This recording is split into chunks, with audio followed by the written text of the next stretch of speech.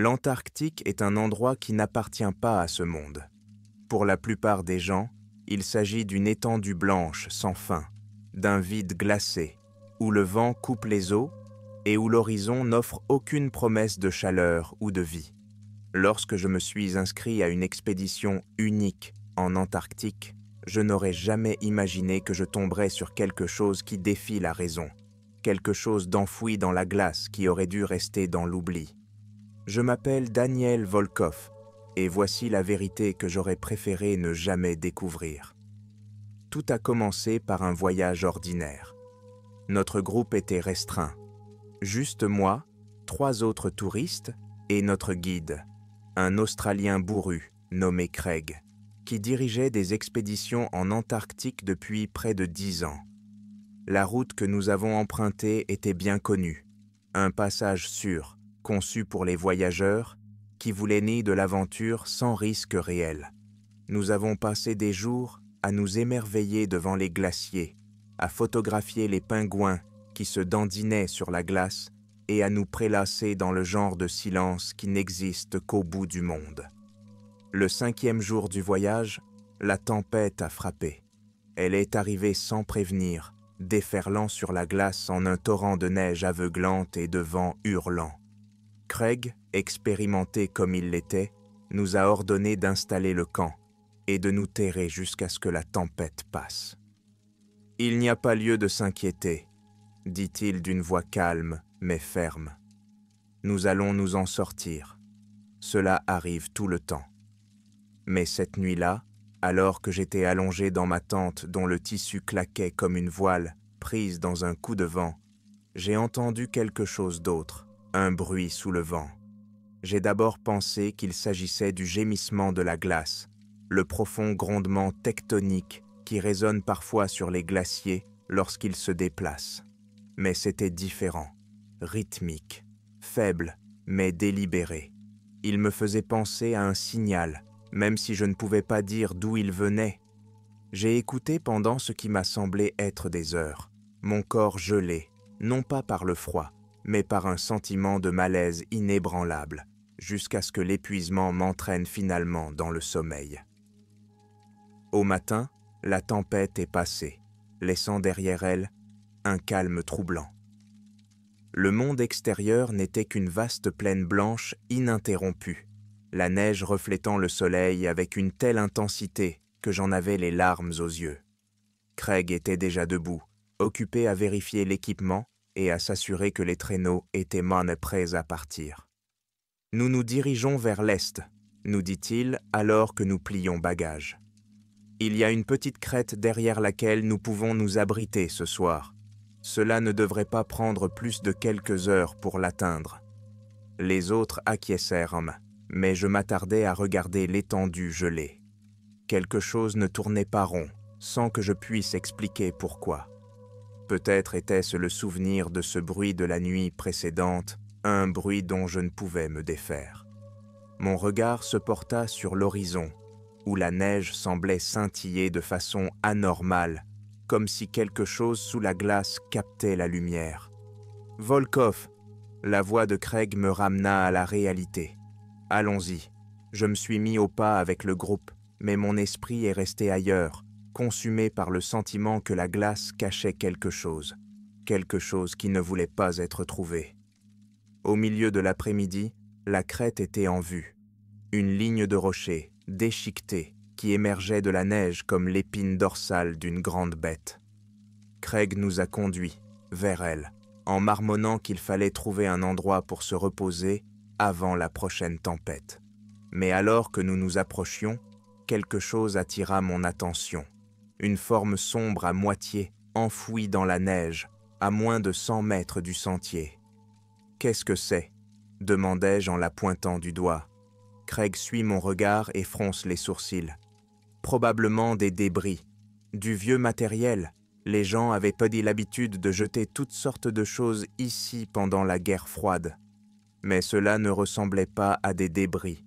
Je ne pouvais pas l'expliquer, mais cette vue me faisait grincer des dents, comme si une partie de moi savait instinctivement que cela n'avait rien à faire ici.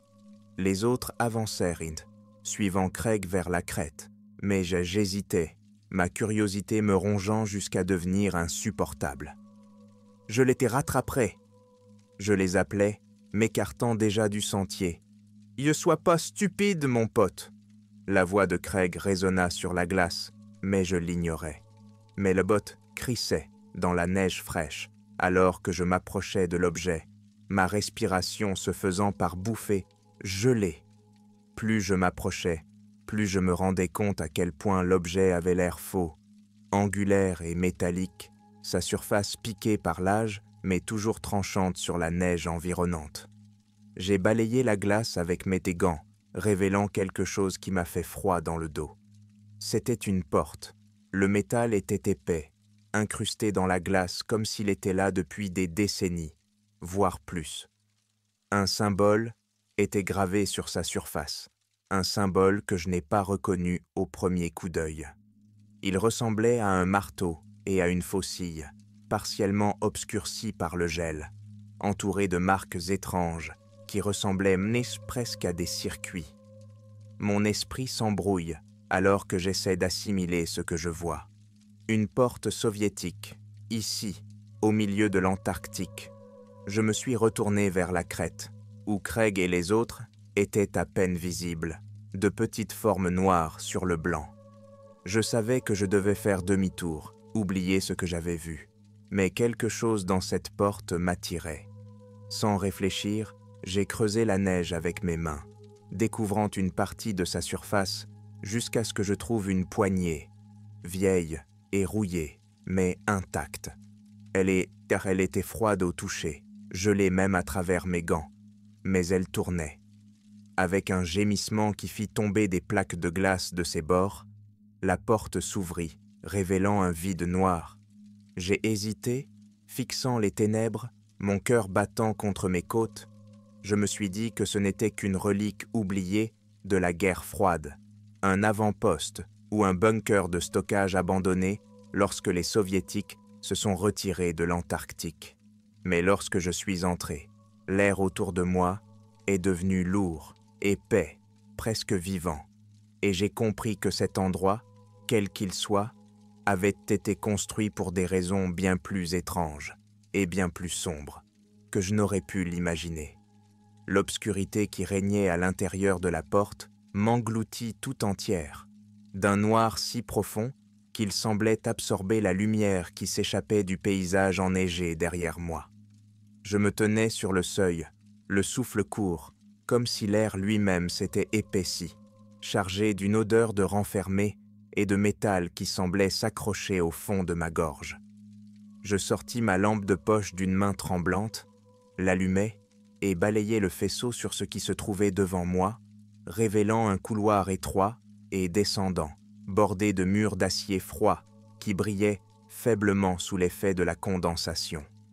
L'endroit avait l'air vieux, antique même, bien que la structure ait réussi à survivre aux poids incessants de la glace et du temps qui s'abattait sur elle. J'hésitais, sentant cette partie primitive de mon esprit me hurler de faire demi-tour, de fermer la porte et d'oublier que j'avais vu cet endroit. Pourtant, quelque chose me poussait à aller de l'avant, une terrible fascination qui rongeait ma curiosité et me poussait à découvrir ce qui se cachait sous le désert de glace. Le bourdonnement qui m'avait hanté les jours précédents semblait vibrer faiblement sous mes bottes, comme si cet endroit avait attendu que quelqu'un le perturbe, et que moi, bêtement, je l'avais fait. À chaque pas que je faisais dans le couloir en pente, l'air devenait plus froid et le silence plus oppressant, rompu seulement par l'écho de mes pas. Je ne pouvais m'empêcher de remarquer que les murs, bien que vieillis, étaient intacts, construits non pas avec l'ingénierie désordonnée d'un avant-poste abandonné, mais avec une précision délibérée, comme si cet endroit avait été conçu pour durer. D'étranges marques couvraient dans les panneaux d'acier à intervalles irréguliers, des spirales et des angles aigus, certains disposés selon des motifs qui me donnaient mal à la tête à mesure que je les fixais. Le symbole de la faucille et du marteau apparaissait à plusieurs reprises, mais il avait été modifié d'une manière ou d'une autre, entourées de lignes et de formes complexes qui semblaient bien trop modernes pour l'époque à laquelle elles appartenaient. Après ce qui me parut une éternité, le couloir s'ouvrit sur une chambre plus grande, et le changement soudain d'échelle me fit légèrement trébucher en franchissant le seuil. La pièce était massive, son plafond se perdait dans l'ombre au-dessus de moi, et des rangées de ce qui semblait être des machines massives et rouillées flanquaient sur les deux côtés. Je passai la lampe de poche sur ces machines, remarquant les masses enchevêtrées de câbles et de fils qui s'échappaient de leur surface, serpentant sur le sol comme des lianes pétrifiées. Au fond de la chambre, une énorme console baignait dans la faible lueur de ce qui semblait être un écran actif. Sa lumière verdâtre pulsait en rythme avec un son que je pouvais maintenant clairement entendre, un bourdonnement sourd qui emplissait l'espace comme le battement de cœur de quelque chose d'immense et d'invisible. Je m'approchais prudemment de la console, la lampe de poche tremblant dans ma main, tandis que j'enjambais les câbles qui jonchaient le sol.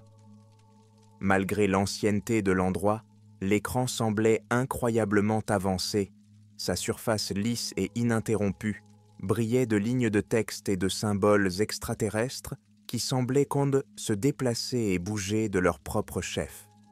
Le même emblème de la faucille et du marteau apparaissait dans le coin de l'écran, maintenant entouré de ce qui ressemblait à des circuits qui émettaient de faibles pulsations lumineuses, comme si la machine elle-même était vivante.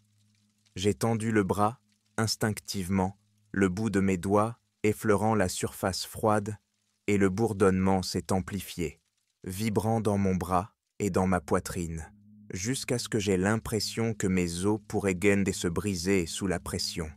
Soudain, l'écran s'est mis à scintiller, ses symboles se dissolvant dans l'électricité statique avant de se transformer en une série d'images, des photographies noires et blancs à grains qui semblaient avoir été prises il y a des dizaines d'années. La première montre un groupe d'ingénieurs soviétiques rassemblés autour d'un énorme cratère dans la glace, leurs visages masqués par des masques recouverts de givre. La seconde photographie se rapprochait du cratère lui-même, révélant une structure enfouie à l'intérieur, un dôme métallique lisse avec des marques étranges et complexes gravées sur sa surface. Ma poitrine se serra lorsque je réalisai que ces marques étaient identiques à celles des murs qui m'entouraient, des symboles qui me semblaient à la fois étrangers et étrangement familiers. La photo suivante m'a retourné l'estomac. Elle représentait une silhouette allongée sur une table à l'intérieur de ce qui semblait être cette même chambre. Le corps était humanoïde, mais ses proportions étaient erronées. Ses membres étaient allongés et squelettiques, sa peau lisse et réfléchissante, ses yeux énormes et vides, comme des puits d'eau noire qui semblaient de regarder à travers l'objectif de l'appareil photo. Des ingénieurs en uniforme soviétique se tenaient autour de lui, le visage sombre et indéchiffrable, comme s'ils pratiquaient une autopsie sur quelque chose qu'ils ne pouvaient pas entièrement comprendre. La dernière image s'est dégravée dans mon esprit. Il s'agissait d'une photo du dôme, maintenant découvert et se dressant au-dessus du cratère comme un grand monolithe endormi. Autour de sa base, des rangées de personnages se tenaient parfaitement immobiles, leurs formes sombres et centrées contre la neige. Mais il y avait quelque chose d'anormal dans leur posture, trop droite, trop rigide, comme s'ils attendaient que quelque chose les réveille. J'ai reculé en titubant devant la console, mon souffle se faisant court et paniqué, tandis que le bourdonnement devenait assourdissant, faisant trembler les murs d'acier et envoyant une profonde vibration à travers le sol. L'écran clignota à nouveau, les images se dissolvant dans des parasites avant de faire clignoter un seul mot en lettres cyrilliques, Prizov.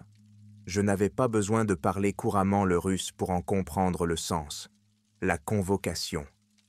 Tandis que le bourdonnement s'amplifiait, les machines qui tapissaient la chambre s'animaient, Leur surface rouillée gémissait, tandis qu'une faible lumière clignotait sur leurs écrans. Le son qu'Elsiogl produisait était mécanique mais peu naturel, comme le grincement d'un engrenage mélangé à quelque chose d'organique, un bruit qui semblait s'insinuer sous ma peau. Je me tournai vers le couloir par lequel j'étais entré, mon esprit me criant de courir, mais avant que je puisse faire un seul pas, un son m'arrêta dans mon élan. C'était une voix, faible au début, puis de plus en plus forte. Les mots résonnaient au fond de la chambre, déformés et creux, comme s'ils étaient diffusés par une radio ancienne et cassée. Je n'ai pas pu distinguer la langue au début, le russe peut-être ou quelque chose d'approchant, mais il y avait quelque chose d'anormal dans le ton, quelque chose qui a fait que mon corps tout entier a été saisi d'une terreur primitive. La voix continuait, sa cadence montant et descendant comme un chant, et tandis que je balayais frénétiquement la lampe de poche à travers la pièce, je vis des mouvements, des ombres se déplaçant entre les machines, des formes qui n'auraient pas dû être là. Mon cœur battait douloureusement dans ma poitrine, tandis que je reculais, le faisceau de lumière passant d'un coin à l'autre, apercevant des choses qui n'avaient aucun sens. Un scintillement de peau réfléchissante, une main qui disparaissait derrière une console rouillée, une paire d'yeux, vides et noirs, qui clignotaient une fois avant de s'évanouir dans l'obscurité. « Qui est là ?» J'ai chuchoté, la voix fêlée, tout en sachant que personne ne répondrait. La voix s'amplifia encore, le bourdonnement atteignant un crescendo insupportable, et je me retournai pour sprinter vers le couloir, ma lampe de poche se balançant sauvagement, tandis que je trébuchais sur les câbles qui se tordaient sur le sol comme des racines. Mais le pas résonnait au rythme de la voix, qui semblait maintenant provenir de partout à la fois, comme si les murs eux-mêmes parlaient, appelant quelque chose qui se trouvait au-delà d'eux. Lorsque j'atteignis enfin le fond du couloir en pente, j'osai jeter un coup d'œil en arrière, ne serait-ce qu'une fois. La chambre derrière moi n'était plus sombre. Elle était remplie de lumière, une lueur verte artificielle qui pulsait au rythme du bourdonnement, s'échappant des machines et s'accumulant sur le sol comme une brume. Des formes s'y déplaçaient, de grandes silhouettes squelettiques qui dérivaient entre les machines, leurs contours scintillant comme s'ils n'étaient pas tout à fait réels. Je pouvais voir leur visage à présent, lisses et sans traits, à l'exception de ses yeux noirs et vides, et je savais, sans aucun doute, qu'ils attendaient en ici depuis très, très longtemps. Je me suis retourné et j'ai couru, mes jambes brûlant, tandis que je remontais le couloir, le son du bourdonnement et de la voix psalmodiée, me poursuivant, me pressant comme une force physique. Lorsque j'atteignis la porte, je pouvais à peine respirer. Mes poumons étaient à vif, à cause de l'air gelé et de la terreur qui m'étreignait. Je les poussai avec toute la force qui me restait, trébuchant dans le blanc aveuglant du désert antarctique, où le vent hurlait et où le soleil brûlait contre ma peau. Derrière moi, le bourdonnement devint silencieux, comme si la porte avait scellé le cauchemar qui se trouvait en dessous. Je me suis effondré dans la neige, fixant la faible silhouette de la porte, alors que le vent commençait à l'enterrer à nouveau, et pour la première fois de ma vie, j'ai prié un Dieu auquel j'avais cessé de croire depuis longtemps, suppliant que je n'entende plus jamais ce son. Je ne sais pas combien de temps je suis resté allongé dans la neige après m'être échappé du couloir, mon esprit vacillant à la limite de la raison, tandis que le vent hurlait autour de moi. Le froid aurait dû être insupportable, brûlant ma veste et mordant ma chair, mais mon corps se sentait distant, déconnecté, comme si les événements de cette chambre avaient entraîné une partie de moi dans leur rythme étranger et m'avaient laissé vide. Le bourdonnement avait disparu. Il était silencieux, maintenant que la porte était fermée. Mais la vibration persistait au fond de moi, faible mais indéniable, comme si elle avait fusionné avec mes os. Dans la brume du froid et de la confusion, j'ai entendu une voix qui m'appelait par mon nom. Au début, J'ai cru qu'il s'agissait d'une partie de l'hallucination, d'un reste du champ de la chambre. Mais à mesure qu'elle devenait plus claire, j'ai réalisé qu'il s'agissait de Craig. Sa voix était lointaine, étouffée par le vent, mais il n'y avait aucun doute sur la frustration qu'elle contenait. « Volkov, bon sang, où es-tu » L'urgence de son ton me donna juste assez de force pour me redresser, mes mains s'enfonçant dans la neige, tandis que je me relevais péniblement.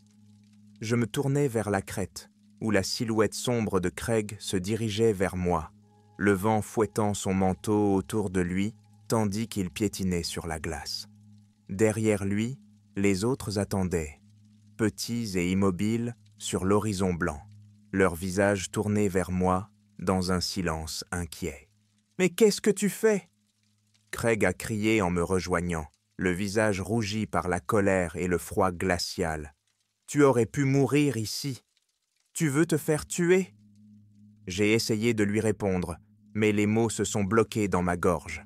Je me suis retourné et j'ai pointé faiblement la porte, à présent à moitié ensevelie sous la neige fraîche, dont le contour était faible mais indubitable. Craig suivit mon geste, son froncement de sourcils s'accentuant tandis qu'il fixait l'endroit d'où j'avais émergé. « Il y a quelque chose, en bas. » ai-je réussi à bredouiller, ma voix étant à peine audible à cause du vent. « Une base soviétique. Je ne sais pas ce que c'est, mais quelque chose est... »« Ça suffit, » me dit Craig en me coupant la parole. « Quoi que vous pensiez avoir vu, ce ne sont que des débris. Des déchets de la guerre froide. J'en ai vu beaucoup ici. Des avions, des bases, même quelques sous-marins. Rien de tout cela ne vaut la peine de se faire tuer. »« Non » dis-je en secouant la tête, ma voix s'élevant à mesure que la panique remontait dans ma gorge. « Vous ne comprenez pas. Il y a quelque chose de vivant là-dessous. Des machines, des voix. Quelque chose qu'ils ont trouvé. Quelque chose qu'ils n'auraient pas dû. » Craig me saisit par l'épaule, la poigne ferme et inflexible. « Volkov, écoute-moi. Tu as froid, tu es défatigué, et tu n'as pas les idées claires. Quoi que tu aies vu, c'est fini. Nous retournons au camp. Maintenant. » Je voulais argumenter, le traîner jusqu'à la porte et le forcer à voir ce qui se cachait sous la glace, mais les mots moururent sur mes lèvres. L'expression de Craig était d'une fatalité sinistre, et je me rendis compte que rien de ce que je dirais ne le convaincrait. Pour lui, cet endroit n'était qu'une autre étendue de glace sans vie, et je n'étais qu'un imbécile à la poursuite de fantômes. Alors qu'il me ramenait vers la crête, j'ai jeté un dernier coup d'œil par-dessus mon épaule, mon souffle se bloquant dans ma gorge. La porte avait disparu. Le vent et la neige avaient déjà commencé à l'enterrer, comme si la glace elle-même conspirait à garder son secret caché, à effacer toute trace du cauchemar que j'avais découvert. Je me suis détourné, sentant le poids du silence s'abattre sur moi, comme une pierre, et pour le reste de la journée, je n'ai pas parlé. De retour au camp, les autres gardèrent leur distance, me jetant des regards méfiants, alors que j'étais assis près du feu, fixant les flammes d'un regard vide. Craig leur avait dit que j'avais été effrayé par quelque chose dans la neige, mais je voyais bien qu'ils ne le croyaient pas. Je ne leur en voulais pas. Comment pouvais-je m'attendre à ce que quelqu'un comprenne ce que j'avais vu?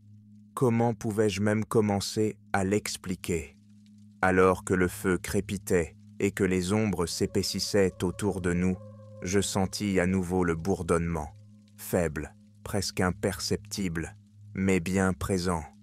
Il vibrait sous le sol, une vibration que je pouvais sentir dans ma poitrine, comme un battement de cœur lointain qui me rappelait l'endroit où je m'étais échappé.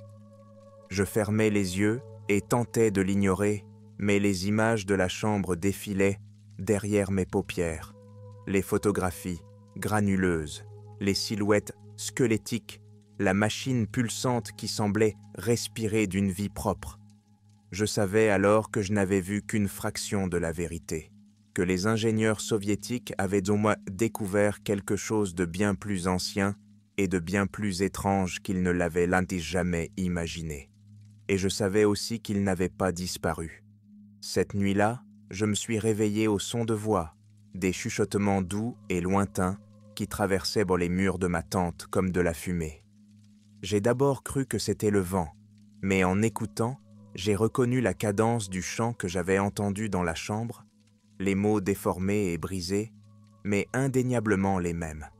Je me suis redressé, le cœur battant, et je me suis figé, en remarquant la faible lueur qui s'infiltrait à travers les murs de la tente. Ce n'était pas la lumière du feu, ni le pâle reflet de la lune sur la neige. C'était une lueur verte, maladive, artificielle, qui pulsait au rythme du bourdonnement qui se répercutait sur le sol sous mes pieds. J'ai ouvert la tente et je suis sorti, le froid me mordant tandis que la lueur s'intensifiait, émanant de la direction de la crête. Les autres dormaient encore. Leur tente était sombre et silencieuse, mais je pouvais entendre le bourdonnement, plus fort qu'avant, qui augmentait à chaque pas que je faisais vers la lumière.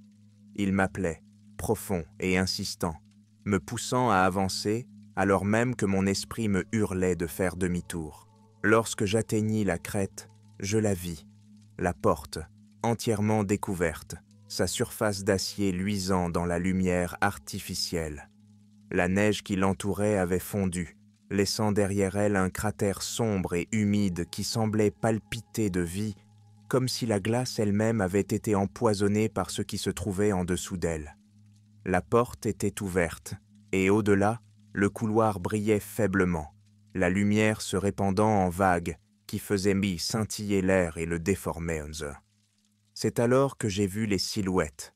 Elles se tenaient juste derrière le seuil, leurs silhouettes hautes et rigides, leurs visages cachés dans l'ombre. Elles ne bougeaient pas, mais je sentais leurs yeux, des yeux vides et noirs, qui brûlaient d'une conscience qui dépassait de loin l'entendement humain, fixé sur moi. Ma poitrine s'est serrée tandis que le bourdonnement devenait assourdissant, et c'est à ce moment-là que j'ai compris la vérité. Les Soviétiques n'avaient pas construit cet endroit. Ils l'avaient retrouvé. Cette base, cette machine, cette porte, elle était là, bien avant que le premier homme ne pose le pied sur l'Antarctique, enfouie sous la glace comme une cicatrice à la surface de la Terre. Les Soviétiques l'avaient donc découverte, avaient essayé de l'exploiter, mais ils n'avaient donc pas compris ce qu'ils avaient trouvé. Ils avaient réveillé quelque chose qui dormait depuis des millénaires, quelque chose qui m'appelait maintenant comme ils les avaient appelés. Les silhouettes s'avancèrent, et la lueur de leur corps illumina leur visage. Lisses, réfléchissants, totalement étrangers, leurs yeux noirs brûlant de la lumière de la machine. Mon esprit se fractura lorsque je compris ce qu'ils étaient. Des messagers, des serviteurs de quelque chose de bien plus grand, de bien plus ancien, qui attendaient de l'autre côté de la porte. Le bourdonnement atteignit son paroxysme, vibrant dans chaque cellule de mon corps, et tandis que les silhouettes levaient les mains vers moi, je me sentis tiré vers l'avant, attiré par la lumière comme un papillon de nuit vers la flamme. Je ne me souviens pas comment j'ai pu m'échapper. Lorsque je me suis réveillé, j'étais de nouveau allongé dans la neige, le corps engourdi et l'esprit brisé, la crête n'étant plus qu'une ombre lointaine derrière moi. La porte avait disparu, enfouie sous la glace. La lumière s'était éteinte comme si elle n'avait jamais existé. Craig et les autres m'ont trouvé des heures plus tard, à moitié gelé et délirant, mes mots incohérents alors que j'essayais d'expliquer ce que j'avais vu. Ils ne m'ont pas cru. Bien sûr qu'ils ne m'ont pas cru. Mais je connais la vérité. La machine est toujours là, endormie sous la glace, son bourdonnement vibrant à travers la terre comme un murmure dans l'obscurité. Les Soviétiques ont essayé de la comprendre et ont échoué, mais leur échec ne l'a pas détruite. Il attend, appelant ceux qui sont prêts à l'écouter, ceux qui sont assez fous pour tomber sur lui, comme je l'ai fait. Et parfois, tarde dans la nuit, Lorsque le monde est silencieux et immobile, je peux l'entendre à nouveau, le bourdonnement, faible mais insistant, qui s'amplifie avec chaque jour qui passe. Il me rappelle